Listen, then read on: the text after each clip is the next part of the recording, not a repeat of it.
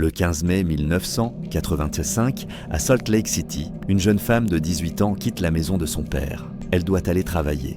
Elle n'arrivera jamais à destination. Son nom, Christine Gallegos. Le lendemain matin, son corps est retrouvé dans une ruelle, poignardé, battu et tué par balle. L'un des crimes les plus brutaux de l'histoire de l'Utah. Pendant 40 ans, personne ne sait qui l'a tué. Pas d'arrestation, pas de procès, pas de justice.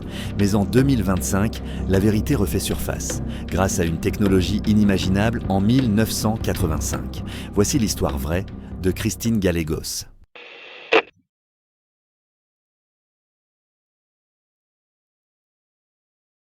Christine Gallegos n'a que 18 ans en 1985. Elle vit avec son père dans un quartier ouvrier de Salt Lake City. Elle travaille dans une entreprise de traitement de chèques, un petit job pour gagner sa vie. Ce mercredi de mai, elle sort de la maison à pied. Il est environ 20h30. Elle doit rejoindre un collègue à quelques rues de là. Mais cette marche de quelques minutes va marquer la fin de sa vie. Le lendemain matin, vers 5h30, un passant découvre le corps d'une jeune femme dans une ruelle. Christine, elle a été battue, poignardée puis tuée par 2 balles dans la tête. Les analyses révéleront qu'elle a aussi été agressée sexuellement. La police est dépassée, pas de suspect, pas de mobile. Le tueur a laissé peu de traces, sauf une preuve biologique. Mais en 85, la technologie ADN n'est pas autant développée.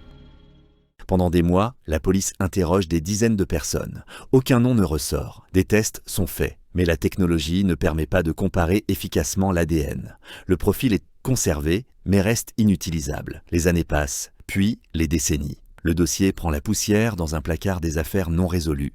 Christine devient une statistique, jusqu'à ce que tout change 40 ans plus tard.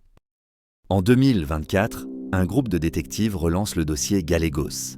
Ils contactent Outram, un laboratoire privé spécialisé en ADN généalogique. Grâce à une technique utilisée pour résoudre l'affaire du Golden State Killer, ils analysent le profil ADN retrouvé sur Christine et le comparent à des bases de données publiques. Ils trouvent un parent éloigné, puis un autre. Peu à peu, un arbre généalogique se dessine.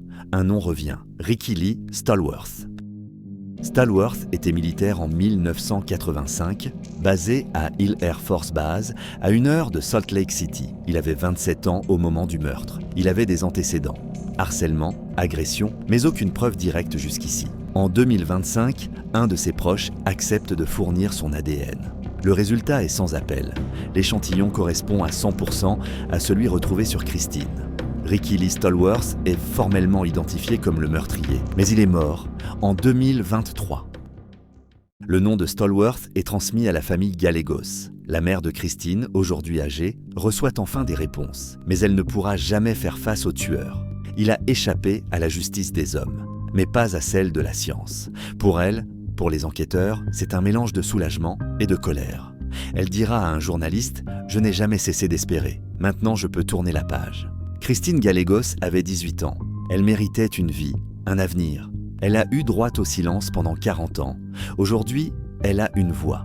Et tout ça grâce à une trace microscopique laissée par son meurtrier et à la persévérance de ceux qui refusent d'abandonner. L'ADN a parlé, la vérité a gagné, même après 4 décennies.